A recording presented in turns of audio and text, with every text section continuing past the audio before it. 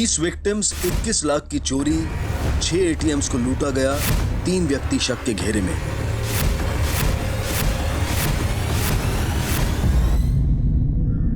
नमस्कार, आदाब। Crime petrol city crimes अध्याय के आज के एपिसोड में आप सबका स्वागत है। अक्सर बड़े शहरों का तेजी से भागता जीवन कम और संघर्ष ज्यादा प्रतीत होता है। क्लेश और कलह से भरी ये जिंदगी मानो एक तनख्वाह से अगली तनख्वाह तक का एक सफर बनकर रह गई। एक वक्त था जब हमसे हमारे खर्चे थे, लेकिन आज हमारे खर्चों से हम हैं। नतीजा, अचानक आया कोई नया खर्चा, पैसों का चोरी हो जाना या खो जाना एक एक पाई पर टिकी हमारी जिंदगी को हिलाकर रख देता है। आधुनिक जीवन ने हमें कई सारी सुविधाएं दे रखी हैं, लेकिन अगर सावधानी ना बरती जाए तो यही सुविधाएं तनाव का कारण भी बन सकती हैं।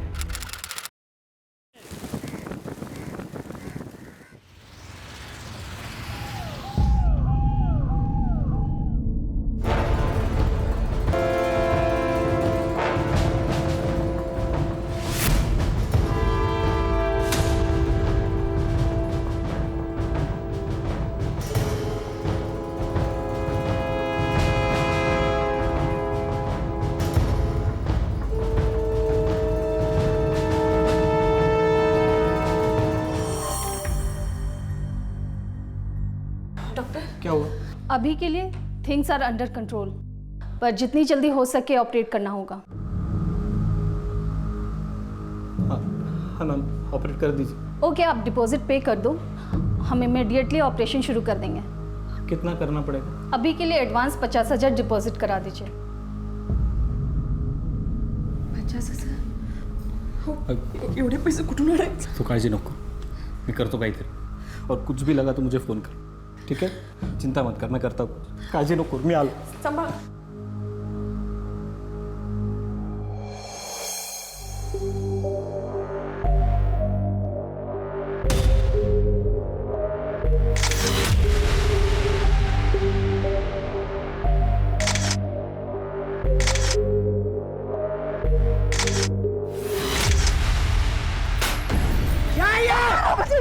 पैसा छुपाती मेरे से, पैसा छुपाती है, शानी बनती है, नहीं, शानी बनती है। नहीं,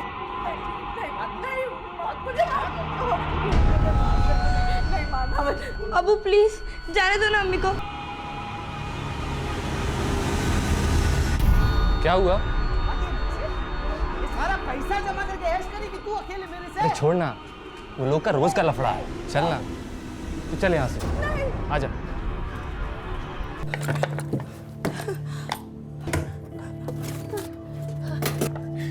लेकिन अम्मी, ये पैसे तू किधर छुपाएगी? गलती मेरी है, मैंने बैंक में खाता खोला, लेकिन पैसे जमा कराने में देर हो गई। मेरे जैसी अनपढ़ औरत बैंक जा सकती है, तेरे अबू ने सोचा भी नहीं होगा। अभी चाहती हूँ ये सारे पैसे जमा करा देती हूँ और ये कार्ड भी चालू कराती हूँ। आई, मैं जल्दी से ठीक हो जाऊंगी ना? हाँ बेटा, तुम जल्दी ठीक हो जाओगे। यहाँ के जो डॉक्टर है ना, बेस्ट हार्ट डॉक्टर है। आई, मैं पार्क में खेलने जा पाऊंगी ना? हाँ बेटा, तुम पार्क में, गार्डन में, हर जगह खेलने जा पाओगे। हाँ।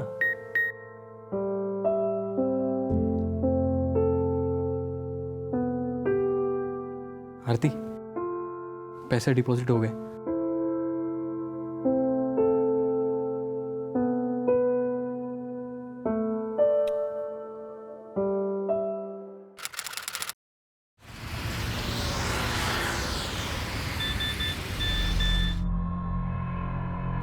अम्मी, आपने अकाउंट से पैसे निकाले हैं? नहीं तो देखो मैसेज आया है, 40,000 रुपया कटने का। क्या? 40,000? क्या कह रही है तू? दोबारा चेक कर। क्या? कैसे चेक कर इसे? अम्मी मैंने देख लिया है, पैसे कट गए हैं। मेरे सारे पैसे चले गए। अल्लाह। ऑटो बैलेंस दिखा रहा है सर। हाँ? अरे नहीं, वो ये नेटवर्क का इशू होगा, बैलेंस है उसमें।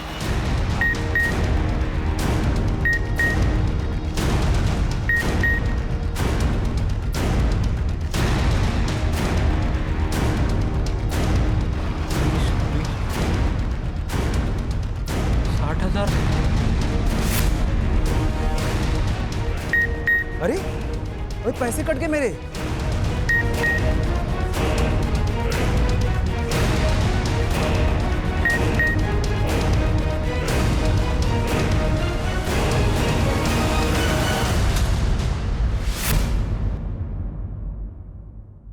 हमारी जानकारी के बगैर या हमारी अनुमति के बगैर जब हमारे बैंक अकाउंट से पैसा निकल जाने की इंफॉर्मेशन हमें मिलती है तो हम वाकई चौंक जाते हैं, सहम जाते हैं, ठगा हुआ महसूस करते हैं। और ऐसा सभी के साथ होता है, चाहे वो कोई गरीब हो और चाहे कितना भी अमीर क्यों ना हो। लेकिन बदकिस्मती से यहाँ ये इंफॉर्मेशन मिल रही थी दो ऐसे लोगों को जो खुद अपनी परेशानियों से घिरे हुए थे, किसी तरह से अपने परिवार की खातिर जूझ रहे थे, लेकिन अब उनकी वो परेशानियां बढ़ने वाली थी।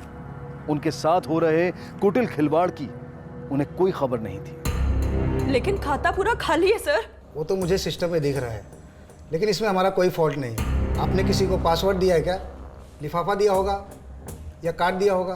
देखिए, इसमें बैंक कुछ नहीं कर सकते। फिर वही बात, मैं आपको बोल रही हूँ, मैंने किसी को कोई कार्ड नहीं दिया, कोई लिफाफा नहीं दिया, कुछ नहीं बताया किसी को। खाता आपके बैंक में है, आपकी जिम्मेदारी है ये। सर देखिए, आप मेरी बात समझ नहीं रहे। मेरी बच्ची अस्पताल में, वो पैसे मेरे लिए बहुत इंपॉर्टेंट है। ऐसे कैसे कट हो सकते हैं पैसे अकाउंट से? मिस्टर राणे, देखिए, पैसे ऐसे ही नहीं निकलते। सिस्टम चेक किया हमने, सिस्टम का कोई फॉल्ट नहीं है। इसका फॉल्ट है ये। किसी ने निकाले हैं ये पैसे आपके अकाउंट से। क्या? पुलिस का मैटर है ये। अब देखिए, अगर आपको कंप्लेन लिखाना है तो पुलिस में जाइए आप। सर मेरे अकाउंट से पैसे कट गए, पता ही नहीं चला सर। ये देखिए, मैसेज भी आया सर, देखिए। चलिए प्लीज सर कंप्लेंट लिखिए सर। हाँ, मैं पूरा दिन मेरे काम पे ही थी और कार्ड भी मेरे पास ही था, तो ऐसे कैसे मेरे अकाउंट से पैसे कट सकते हैं? मेरे साथ भी ऐसे ही हुआ है मैम, मेरे अकाउंट से भी पैसे कटे हैं। आपने किसी को दिया एटीएम कार्ड? किसी को नहीं दिया सर। एटीएम तो मेरे पास है मैम, और मेरे पैसे निकल गए अकाउंट से। मैं क्या करूं मैम? सर मेरे घर पे कमाने वाला कोई नहीं है सर। 60,000 रुपए कट गए हैं सर, इकलौता बेटा हूं।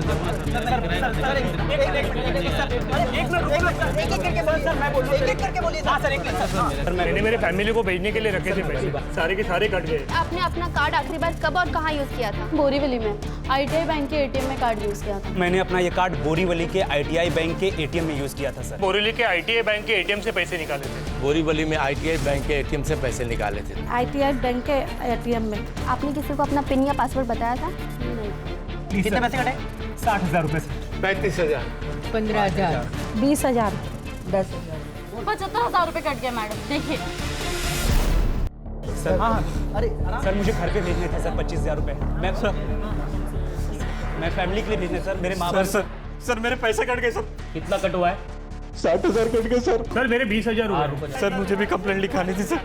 हाँ रुको, थोड़ा इनका होने दो। सर मेरी बच्ची हॉस्पिटल में है सर, प्लीज सर, प्लीज मेरे पैसे वापस दिला दो सर।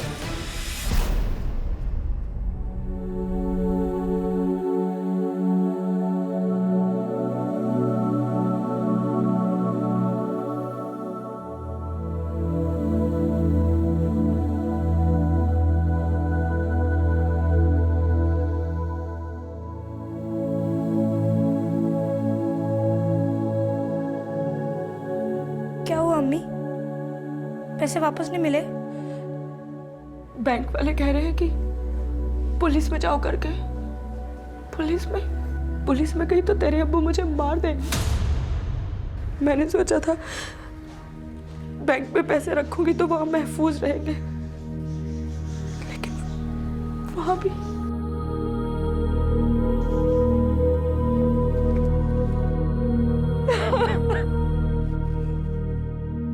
रो मत अम्मी।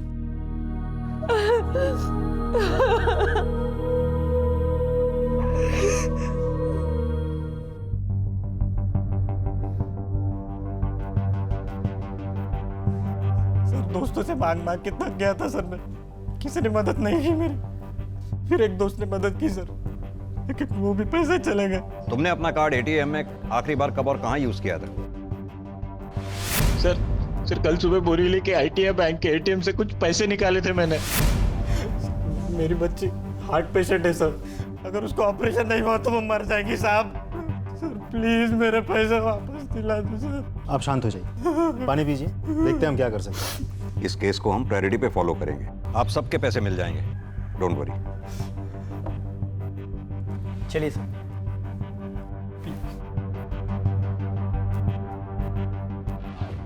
सर हैकर वैकर का चक्कर लगता है। देशमुख या फिर कोई बैंक से कनेक्टेड है जो अंदर बैठकर सारी इंफॉर्मेशन बाहर लीक कर रहा है। एक बार मोडस ऑपरेंडी का पता चल जाए तो कल्प्रेट को पकड़ना आसान हो जाएगा। एक काम करो, कुल कितने पैसे गए, किस किस के पैसे गए, किस किस ATM से विड्रॉ हुए, सबकी एक लिस्ट बना। सर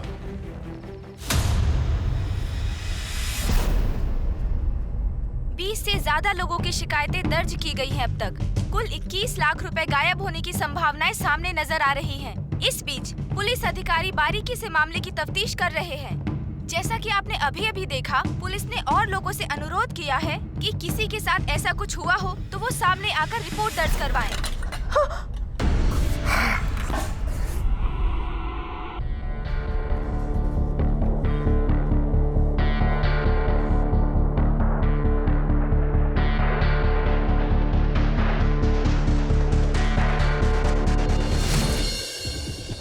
ये सभी विटनेस के स्टेटमेंट। सर, इसमें एक चीज कॉमन है, सभी विटनेस ने उस दिन बोरीवली का ITI बैंक का ATM यूज किया था। Borivali ITI bank? जो एक काम करो, देशमुख को बोलो बोरीवली के ITI बैंक के ATM को फौरन चेक करें, क्विक।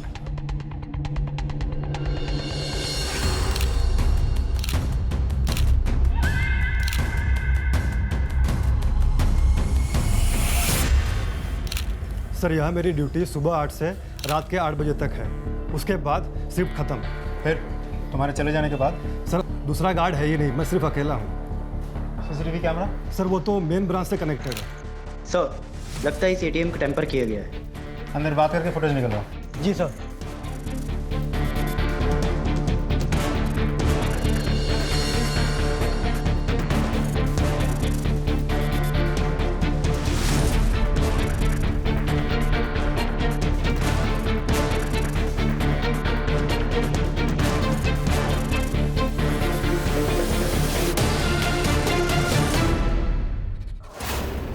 और 8 बजे के बाद का क्या? आपने नाइट शिफ्ट में किसी को रखा ही नहीं? सर वो हम लोग कुछ नहीं कर सकते, सब हेड ऑफिस से कंट्रोल होता है। कॉस्ट कटिंग के चक्कर में एक ही गार्ड रखा है। सर। हाँ देशमुख। सर ये देखिए, ये वाला फुटेज पहले सुबह 6 बजे फिर रात 1 बजे।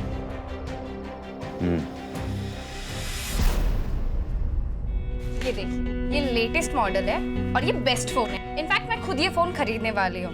इसका कैमरा डुअल लेंसेज और बहुत अमेजिंग है। इसमें पोर्ट्रेट मोड भी है। बहुत ही अच्छा फोन है, आई एम श्योर आपको पसंद आएगा।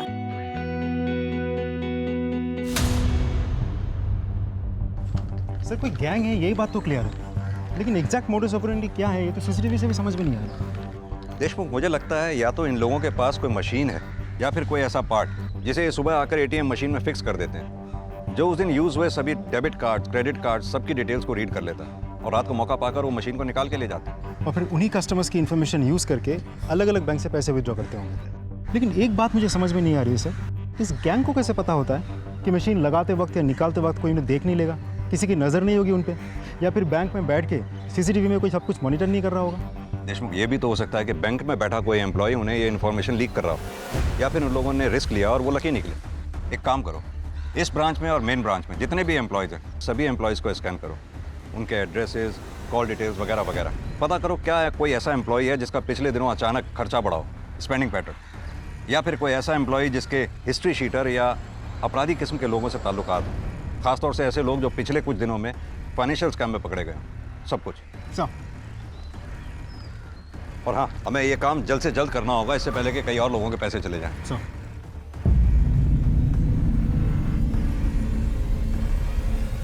देखो जरा।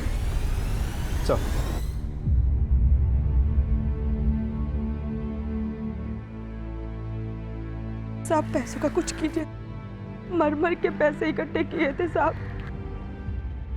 एक और विक्टिम। ये दवाई और लगेगी। और वो पिछली बार लेके आया था, वो तो खत्म हो गई। आपने पैसे डिपॉजिट किए ऑपरेशन के लिए? जल्दी करिए, कंडीशन बहुत खराब है।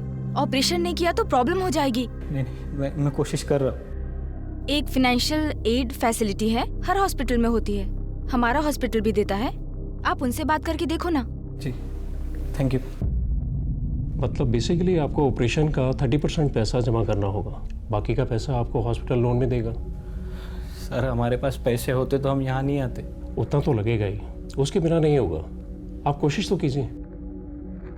और हाँ, तब तक आप अपने ID प्रूफ, बैंक की स्टेटमेंट और ITRs के पेपर भी जमा करा दीजिए, वो भी साथ में लगेंगे।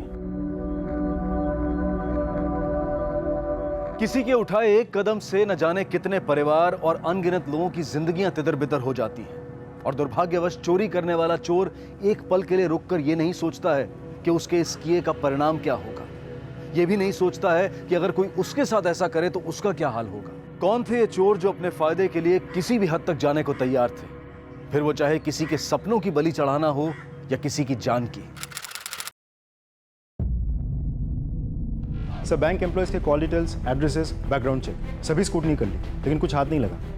जिन एटीएम से पैसे विथड्रॉ किए गए थे उन सभी एटीएम्स के सीसीटीवी फुटेज भी हमने चेक कर लिए। हर फुटेज में वही 3 सस्पेक्ट नजर आ रहे हैं, लेकिन किसी भी फुटेज में उनकी आइडेंटिटी से जुड़ी कोई इन्फॉर्मेशन हाथ नहीं लगी सर। देशमुख, उन एटीएम्स के आसपास कितने मोबाइल टावर हैं ये पता लगाओ। उस वक्त उस एरिया में एक्टिव हर फोन की इन्फॉर्मेशन निकलवाओ।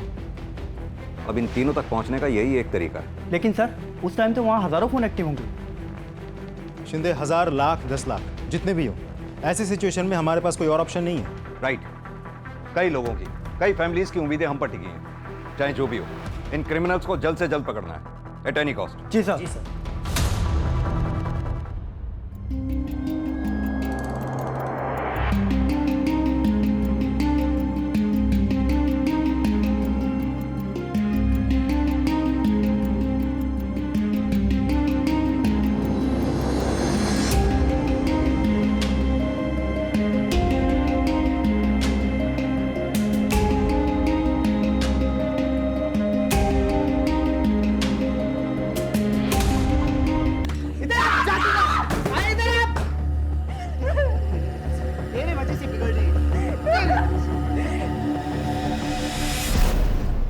क्या है, दिखता नहीं क्या? समीर, बच्ची है यार, रिलैक्स। आसमा, क्या हुआ? चलो यार, मुझे लेट हो रहा है, मैं निकलती हूँ। तन्वी, तुम घर जाओ, मैं सना को छोड़ के आता हूँ। ठीक है, तू चुप हो जा, मेरे से चुप। क्या हुआ?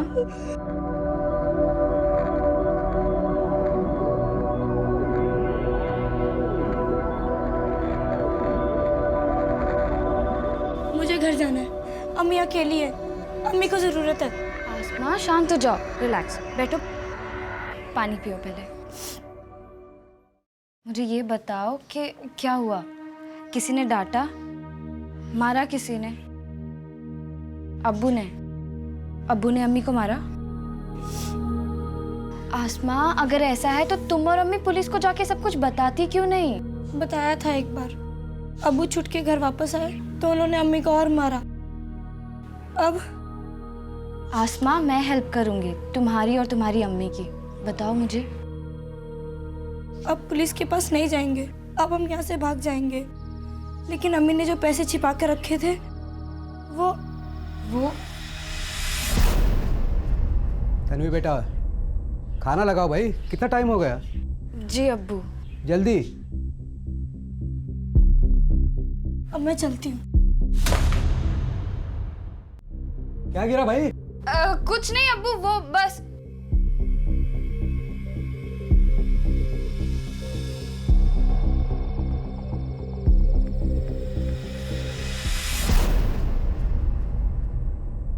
आहो, वो मनु की सांसें फिर से रुकी है। अरे तो डॉक्टरला बोलो ना, डॉक्टर कुठे है? डॉक्टर अंदर है, लेकिन वो बोल रहे हैं कि पैसों के बिना वो ऑपरेशन नहीं करेंगे। यार, सब मेरी गलती। अपने बेटी के ऑपरेशन के लिए पैसा नहीं जमा कर पा रहा हूँ मैं। क्या करूँ मैं? क्या करूँ मैं? क्या करूँ?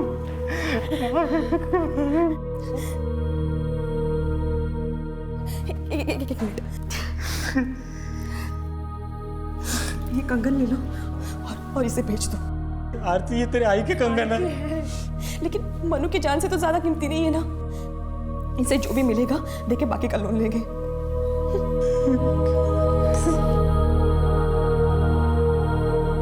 शरत, आरती और उन जैसे कई पीड़ितों की स्थिति वाकई में दुखदाई थी। किसी तरह से उनकी बेटी मानसी का ऑपरेशन किया गया, लेकिन उनकी परेशानियां फिर भी बरकरार थी।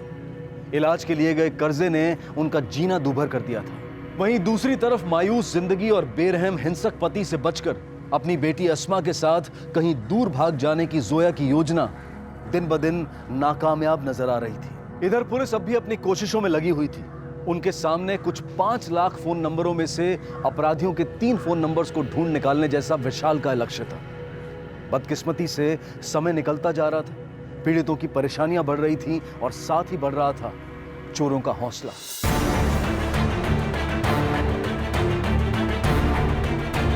सर इधर ही काम करता हूँ, यही ऑफिस है मेरा। उस दिन थोड़ा काम था इसलिए जल्दी आ गया। सर मैं उसी एरिया में काम करता हूँ।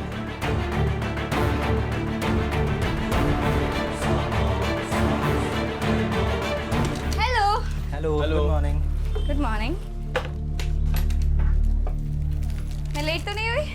नहीं नहीं बिल्कुल नहीं। चेक ये करना है टू। अरे गोल्ड रिंग, वाह, बर्थडे। नहीं, क्या बात है तन्वी, लॉटरी लगी है क्या? कभी नए कपड़े, कभी नई रिंग। कुछ भी। अरे ये पुलिस यहाँ क्या कर रही है?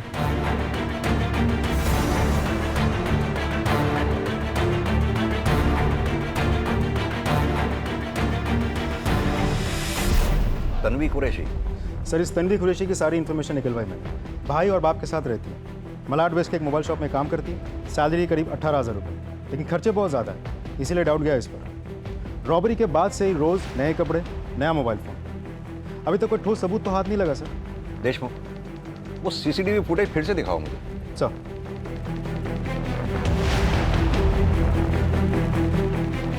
ये देखिए सर, कदकाठी तो बिल्कुल वैसी ही हो भी सकती है। एक पॉज करना, थोड़ा पीछे लेना, ये जूम करो। ये लड़की जिस फोन पे बात कर रही है ये कुछ पुराने मॉडल का नहीं लगता? ऐसे मॉडल आजकल दिखाई नहीं देते।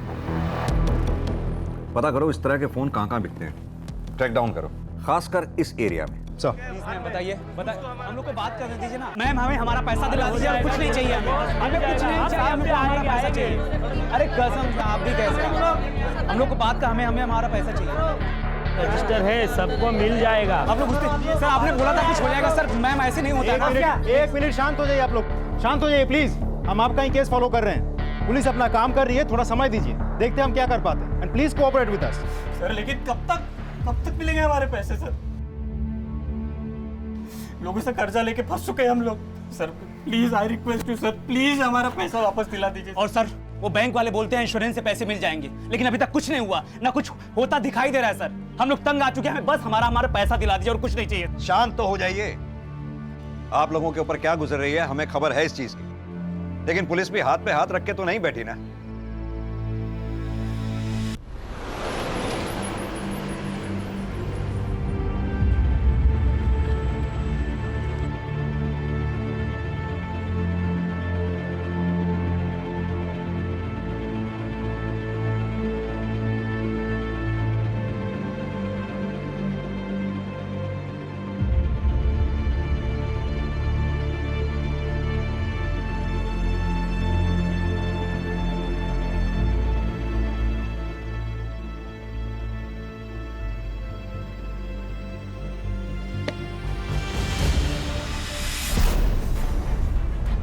हर फोन का अपना एक यूनिक IMEI नंबर होता है जिससे उस फोन को ट्रैक किया जा सकता है। यह काम मानो घास के ढेर में सुई ढूंढने के समान था। उसी दौरान उसी जगह पर एक्टिव 5 लाख फोन नंबरों में से एक नंबर की पहचान की गई थी। केवल अपने कर्तव्य और निष्ठा के चलते पुलिस ने यह लगभग असंभव सा काम संभव कर दिखाया।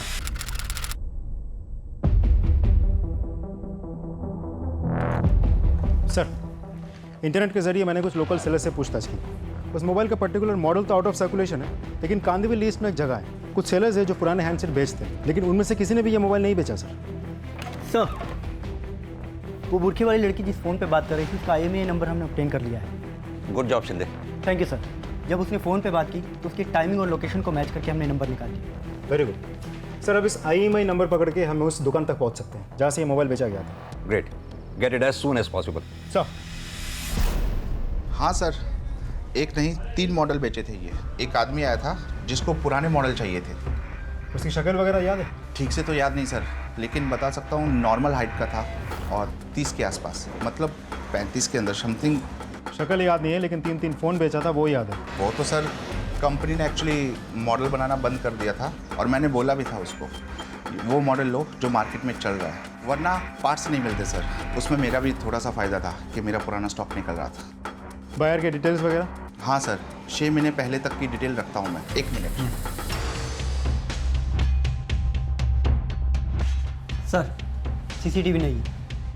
शिंदे इतने लकी तो हम हो नहीं सकते कि हमें सीसीटीवी फुटेज भी मिल जाए। एकदम लकी हैं सर आप, मिल गया डिटेल। ये बायर का नाम, यही डिटेल देकर उसने सिम कार्ड खरीदा था। Thank you.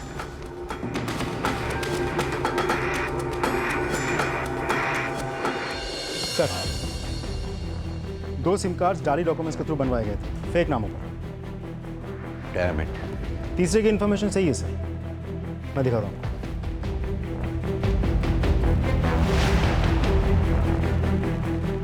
ये देखिए सर, ये तीसरा सिम किसी इजरायली औरत के नाम पर लिया गया है, Adina David. Israeli lady? Yes sir. Sir ये किसी इंटरनेशनल रैकेट का तो काम नहीं है? यानी कि ये इजरायली लेडी चोरों से कनेक्टेड हो सकती है। कांटेक्ट किया है इसे? सर हमने सोशल मीडिया के थ्रू मैसेज तो भेजा है, जब वो रिप्लाई करेगी तब। अगर वो रिस्पॉन्ड करे तो? सर हमारे पास कोई चॉइस भी तो नहीं है, क्योंकि दुकानदार ने बहुत जनरल इन्फॉर्मेशन दिया था। शक्ल सूरत हाइट पर्सनैलिटी वो भूल गया था। यानी कि देशमुख ये इजरायली लेडी ही अब हमारे लिए लास्ट उम्मीद है। फिलहाल तो ऐसे लग रहा है सर। देशमुख, इजरायल एम्बेसी से कांटेक्ट करो, शायद इस लेडी के बारे में कुछ पता चले। सर उस लड़की का क्या हुआ जो मोबाइल स्टोर पे काम करती है? हम नजर रखे हुए हैं, हर मोमेंट कैप्चर हो रहा है।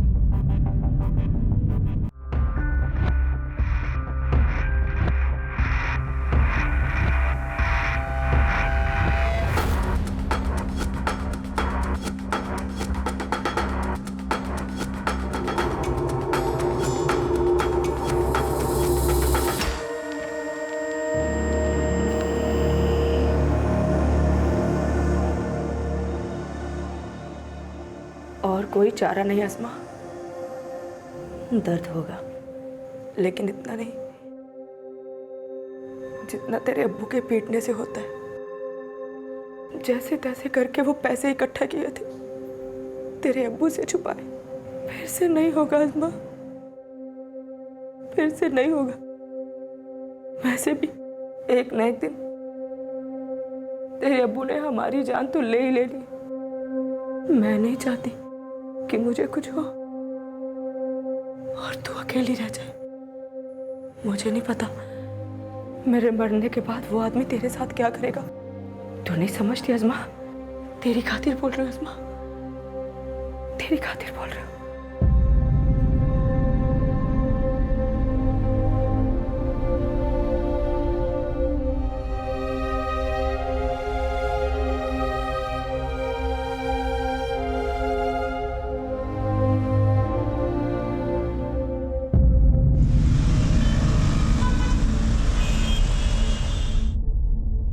क्या? और नहीं तो क्या? अरे नुक्कड़ पे ही तो था मैं, अपनी आंखों से देखा मैंने। क्या हुआ अब्बू? क्या हुआ भाईजान? अरे एम्बुलेंस आई है, वो करीम की बीवी और बेटी खुदकुशी करने की कोशिश की दोनों ने। क्या? हाँ। चलो अब्बू।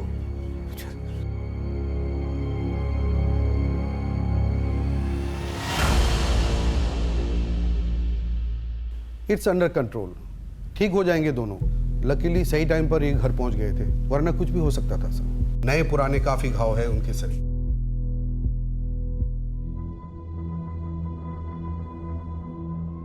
लेकिन इस बार तुम्हें डरने की जरूरत नहीं है। तुम और तुम्हारी बेटी, तुम दोनों ही सेफ हो। क्यों? सेफ रहेंगे ना दोनों? नजर रहेगी हमारी, कुछ गलत नहीं होना चाहिए। बिल्कुल सर, सेफ रहेंगे sir.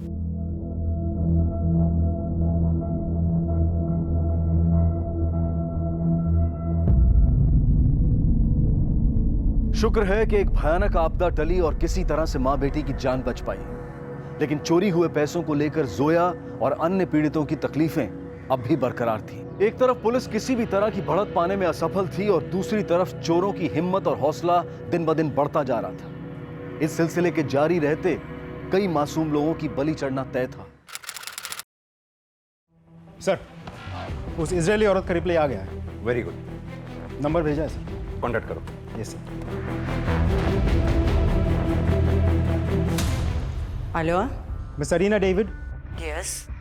This is police sub inspector Amit Deshmukh, Mumbai police India. Okay Arina, we got to ask you a few questions, okay? Okay. Arina, Why were you in India that time? What was the purpose? Oh, I come to India for attend to wedding. Okay. Now, did you buy any mobile handset during your stay in India? No, I had my own headset. Oh, I buy SIM card over there. Oh, that's okay, fine. We know about it. Now, do you remember, did you give your details to someone?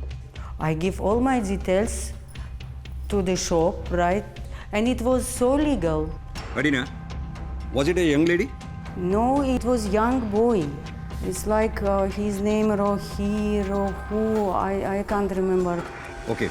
Where was this shop exactly? Where did you buy the SIM card from? It's something like Bori. Is that Borivali, right? Right, Borivali. Okay, Adina. Thank you. Thanks, Adina. Sir वही है, रोहेल. दोनों एक ही दुकान में काम करते थे.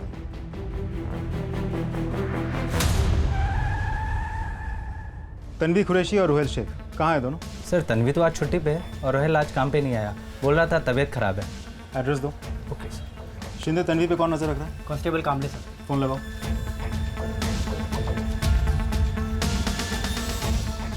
Hello कामले sir से बात करो. Hello sir. तन्वी घर से बाहर निकली क्या? नहीं साहब, मैं सुबह से इधर ही हूँ. वो घर के अंदर ही है, सिर्फ उसका भाई बाहर निकला है. बहुत अच्छा. हर एक सेकंड नजर रखना.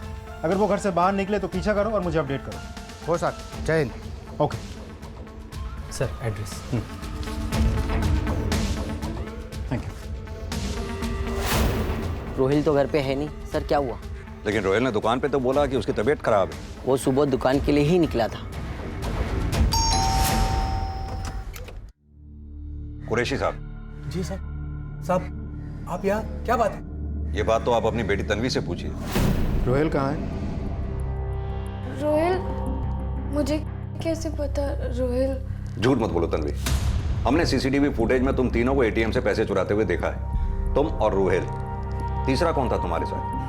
एटीएम, कोई मिसअंडरस्टैंडिंग होगी. तन्वी कोई मिसअंडरस्टैंडिंग नहीं है. हम तुम पर नजर रख रहे थे. तुम्हारी सैलरी इतनी कम, फिर भी रोज नए कपड़े, नया फोन. कहाँ से लाते हो इतने पैसे? चोरी करती हो क्या? तन्वी क्या कह रहे साहब? नए कपड़े, फोन, क्या है ये सब? अब्बू, वो सब लिया था मैंने, पर आपको गुस्सा आता है इसलिए छिपा के रखा था अब्बू. लेकिन अब्बू यकीन मानिए, ये सब खरीदने के लिए पैसे भाई ने ही दिए थे और भाई ने कहा था कि आपसे छिपा कर रखने को, वरना आप भाई को काम करने से रोकते. इसीलिए अब्बू सॉरी, मुझे ये सारी अच्छी चीजें चाहिए थी, इसीलिए ये सब हुआ. यकीन मानिए मैंने कोई चोरी नहीं की, कसम से. मैंने कुछ नहीं किया, मैं कुछ नहीं जानती. तो फिर रोहेल से तुम्हारी मुलाकात कैसे हुई? मोबाइल शॉप में? नहीं सर, रोहिल को मैं स्कूल टाइम से जानती हूँ और शॉप में भी काम करता है. पर वो और भाई बहुत अच्छे दोस्त हैं, साथ ही होते हैं हमेशा.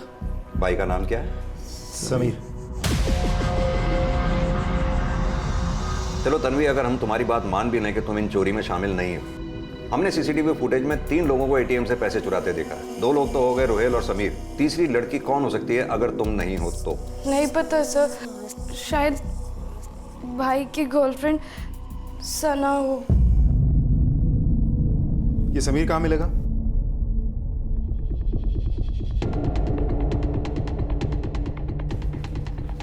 यही एटीएम को टारगेट करते हैं, क्या कहते हो? और सीसीटीवी का हम कुछ नहीं कर सकते. लास्ट टाइम की तरह रिस्क लेना पड़ेगा. लेकिन एक बात है, जहाँ ज़्यादा रिस्क वहाँ ज़्यादा फायदा. सर मुझे लगता है हमने दोनों को मिस कर दिया. नहीं देशमुख, अभी देर नहीं हुई है. इन तीनों के फोटोग्राफ्स बैंक्स और एटीएम्स के आसपास सर्कुलेट करवाओ, लेकिन होशियारी से. अगर इन तीनों को जरा सी भी भनक लग गई तो ये भाग जाएंगे. पकड़ना मुश्किल हो जाएगा इन्हें. सर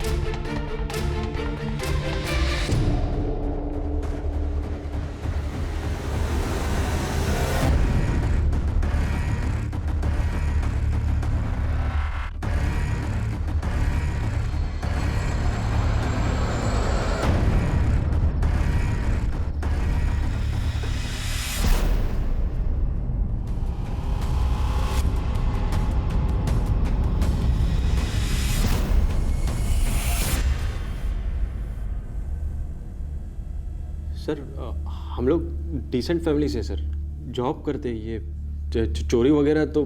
सर हम लोग तो पहली बार गए थे वहाँ, रोहिल को पैसे विड्रॉ करने थे, देखा तो वो छोटा मशीन जो अटैचमेंट निकल के अपने आप हाथ में आ गया। फिर सर हम लोग तो पुलिस स्टेशन ही आ रहे थे। बहुत हो गया, सिर्फ सच बोलो। तुम्हें पता है वुमेन्स जेल के अंदर हालत कैसी होती होगी? सजा है वो तो एक बात है, लेकिन जेल के अंदर बाकी के कैदी तुम्हें जीने नहीं देंगे। तुम्हारी वो हालत करेंगे जो तुम झेल नहीं पाओगी, और ना ही तुम्हें वहां कोई बचाने आएगा। समझ रही हो मैं क्या बोल रहा हूँ? बगल वाले लॉकअप में समीर और रोहिल का इंट्रोगेशन चल रहा है। उन दोनों में से किसी एक ने भी मुंह पहले खोल दिया ना, तो बाकी दोनों की सजा बहुत लंबी होने वाली है। अब तुम सोच के डिसाइड कर लो, हमारे साथ कोऑपरेट करोगी या?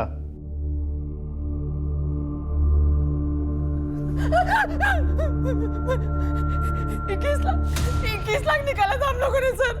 इस बार और निकालने का प्लान था सर। सर मैंने अभी आपको सब कुछ सच बता दिया सर। प्लीज प्लीज मुझे छोड़ दीजिए सर, प्लीज। ठीक है, मत बोलो। शिंदे, जूही से कहो कि सना की इतनी खाल उधेड़े कि वो अपने आप ही। जी सर। नहीं सर, सर प्लीज सर, सना को छोड़ दो सर, चोरी हमने की। चुप चुप। सर चोरी हमने की है, लेकिन प्लान हमारा नहीं था, फरहान का था। यस सर, वही मास्टरमाइंड है, फरहान अहमद। सर हम लोग साथ में ही पढ़ते थे, वो हमेशा से ही पढ़ाई में आगे था, इंजीनियरिंग भी की, लेकिन जॉब नहीं मिला। फ्रस्ट्रेटेड था सर, लेकिन कुछ टाइम बाद सब कुछ बदल गया। गाड़ी, घर, अचानक से पैसा आ गया उसके पास। अरे वो बटला कहाँ है, बटला? अरे वो मुझे कल ही मिला था। भाई उसकी शादी होने वाली है अब। अरे क्या बात कर रहा है? सीरियसली यार, ये देख कितना हुआ, बिल आ गया। गाइस ये ट्रीट मेरी तरफ से है।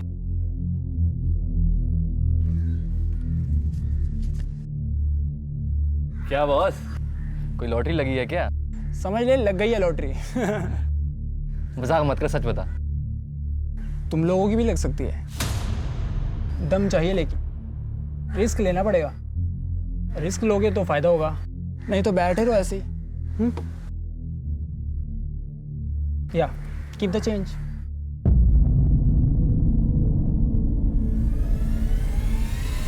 सर चोरी की हमने। हम लोग सुबह सिक्योरिटी के आने से पहले ही आईटीआई बैंक के उस एटीएम में जाकर ये स्किमर और एक छोटा सा कैमरा इंस्टॉल कर देते थे। स्किमर उस एटीएम में इस्तेमाल हुए हर कार्ड का डेटा चुरा लेता और कैमरा लोगों के टाइप किए पासवर्ड को रिकॉर्ड कर लेता था। फिर हम रात को सिक्योरिटी के जाने के बाद आकर अपना स्किमर और कैमरा ले जाते थे। उसमें रिकॉर्डेड डेटा से हम डुप्लीकेट्स कार्ड बनवाते और फिर उन्हीं कार्ड्स के जरिए अलग अलग एटीएम में जाकर पैसे निकालते थे। लेकिन प्लान हमारा नहीं था सर, प्लान फरहान का था। Good job. अब चोरी किया डाटा डाउनलोड करना है और नए कार्ड्स बनवाने हैं और फिर नोटों की छपाई।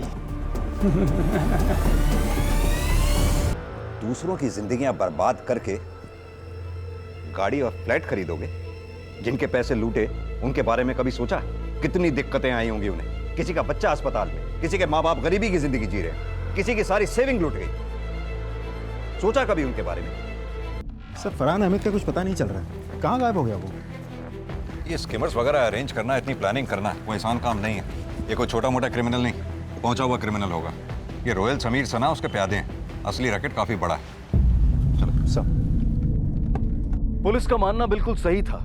इस सारे रैकेट का सरगना फरहान अहमद आज भी फरार है, आजाद घूम रहा है। सूत्रों के अनुसार वो कहीं विदेश में छिपा हुआ है और ये केस अब भी अदालत में जारी है। इस बीच इस केस के शिकार पीड़ितों को अपने खोए हुए पैसे बैंक में जमा राशि पर मौजूद बीमे के कारण धीरे धीरे वापस मिले और आखिरकार जोया अपनी बेटी समेत अपने क्रूर पति से अलग होने की हिम्मत जुटा पाई। मैं ना अपना काम खत्म करके तुम्हें लेने आऊंगी, ठीक है?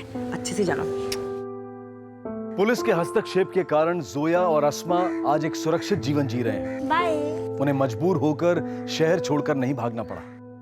शरत और आरती अपने बीते हुए कठिन वक्त को पीछे छोड़कर अपनी बेटी के साथ एक सुखमय जीवन व्यतीत कर रहे हैं। अपराधियों ने काफी होशियारी से एक पेचीदा प्लान बनाया और उसे बखूबी अंजाम भी दिया, लेकिन एक सत्य को नजरअंदाज कर बैठे जो कि अमिट है, अविवादित है, अजय है कि न्याय और अन्याय की जंग में जीत हमेशा न्याय की होती है। अपराध कानून को नहीं बल्कि आखिर में खुद अपराधी को ही खत्म कर देता है। बहरहाल सावधानी बरतना हम सबकी जिम्मेदारी है और अपराध को मिटाना सिर्फ कानून व्यवस्था का ही नहीं बल्कि हमारा भी उत्तरदायित्व है। इन अपराधियों के इरादों को नाकाम करना हमारी जिम्मेदारी भी है। अपने क्रेडिट कार्ड या डेबिट कार्ड का इस्तेमाल करते समय कुछ सावधानियां बरतनी बेहद जरूरी है। एटीएम के आसपास नजर घुमाएं। अगर उसके पास रोशनी ना हो, उसकी रखवाली करने के लिए कोई गार्ड तैनात ना हो या फिर एटीएम किसी सुनसान जगह पर हो तो उसका इस्तेमाल ना ही करें तो बेहतर है। कभी कभी एटीएम में कीपैड के ऊपर या उसके आसपास एक छोटा सा कैमरा छिपाया जाता है जो आपके द्वारा डायल किए गए पासवर्ड या पिन नंबर को रिकॉर्ड कर लेता है। इसलिए हमेशा पासवर्ड या पिन का इस्तेमाल करते समय अपने दूसरे हाथ से उंगलियों को और कीपैड को ढक लें। इस एपिसोड में दिखाई गई सावधानियों को ना भूलें और उन्हें अपनी रोजमर्रा की जिंदगी में लागू करें ताकि फिर से कोई इस तरह के अपराध का शिकार न बन पाए। इसी विचार के साथ अब मैं अनूप सोनी आपसे विदा लेता हूं। फिर मुलाकात होगी अगले एपिसोड में एक और चौंका देने वाले केस के साथ। तब तक अपना और अपने परिवार का ख्याल रखें और देखते रहें क्राइम पेट्रोल सिटी क्राइम्स। सबक एक को, सीख हम सबको। जय हिंद।